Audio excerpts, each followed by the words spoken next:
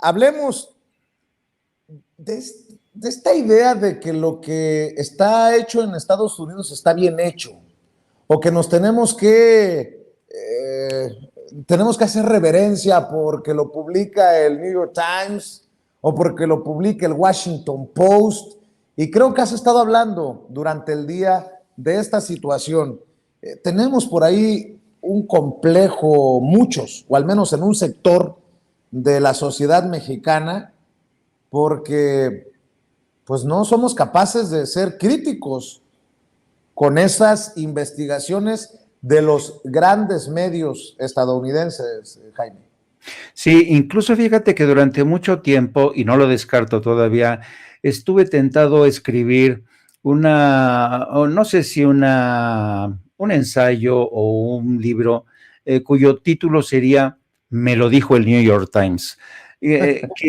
Porque realmente la gente, sobre todo la que forma parte de estos círculos ¿sabes? La burguesía en México, los intelectuales orgánicos, algunos miembros del poder, los miembros del llamado Círculo Rojo, siempre toman el New York Times y el Washington Post como si fuera la Biblia, ¿no? Del periodismo, ¿no?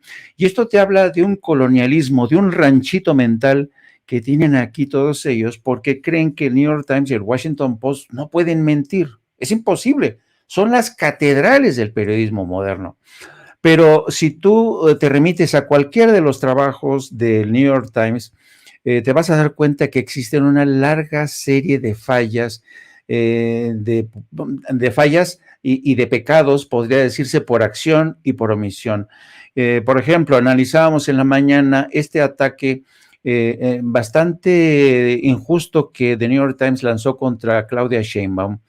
Y yo hablaba porque le presté muy atención a la entrevista que le hace Carmen Aristegui a John Fishman, que es el reportero que hace gran parte de este reportaje, y tú escuchas la línea de tiempo que presenta este reportero para hablar de cómo se fue consiguiendo la información poco a poco desde marzo pasado, y te das cuenta que sí, tienen documentos, tienen testimonios, todo lo que tú quieras, ¿no?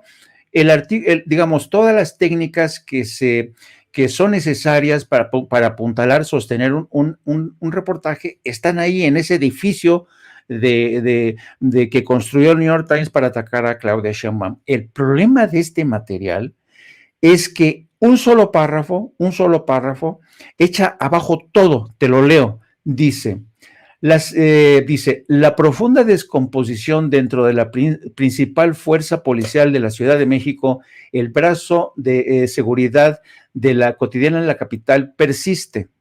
Eso no lo podemos rebatir. Sin embargo, las elecciones presidenciales del 2024 quizá hayan empeorado la mala conducta de la policía.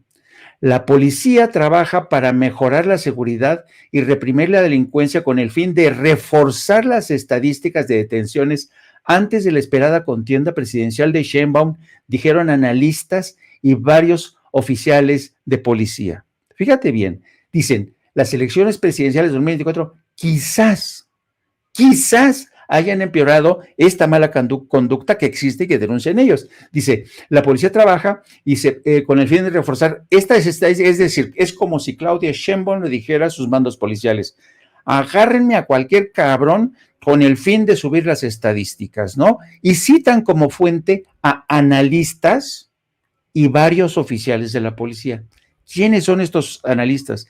¿Quiénes son estos oficiales de policía?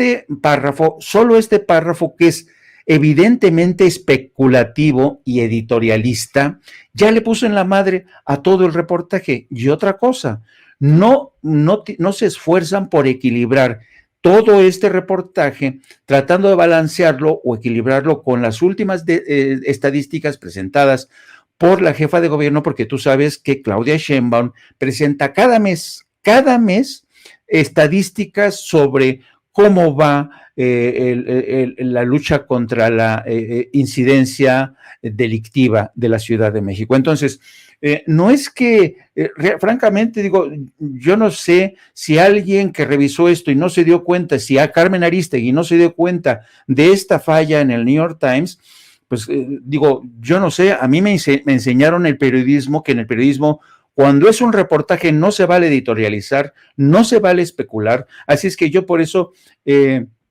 creo que este reportaje se da el tiro en el pie, pero yo creo, y yendo más hacia atrás, si me permites un poco, querido Vicente, como tú dices, hay mucha gente que ve en el New York Times y en el Washington Post algo así como, es como si ya te hubieras validado, ¿no? Como gente informada, como gente importante en el mundo. No, yo leo el New York Times, lo cual conlleva un doble mensaje. Sé leer en inglés, ¿no? Soy muy importante, ¿no?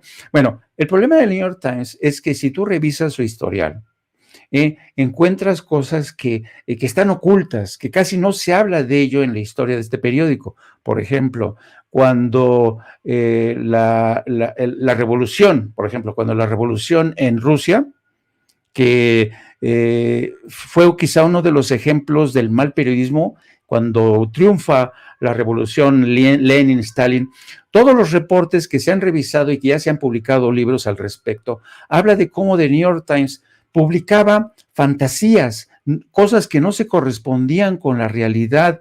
Y Walter Whitman, un gran escritor de Estados Unidos, decía que la cobertura del New York Times de lo que fue la revolución en Rusia, la revolución bolchevique, es la mejor muestra de que la gente leía en The New York Times lo que quería ver, pero no lo que estaba sucediendo.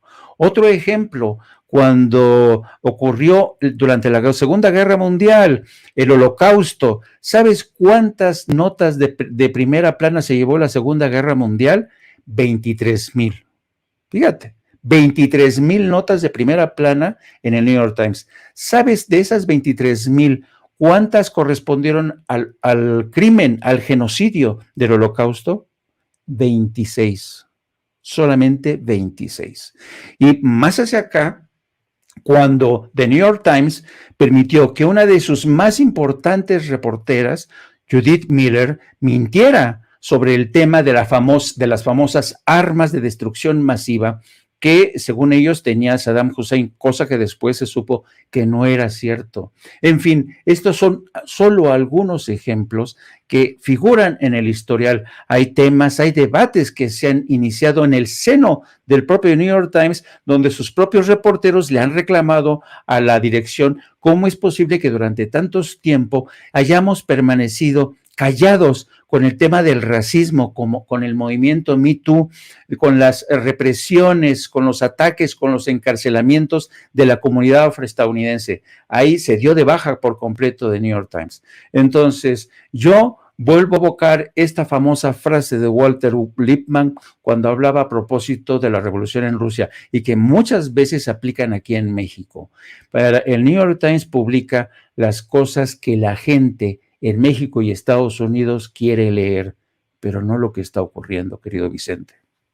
Válgame Dios.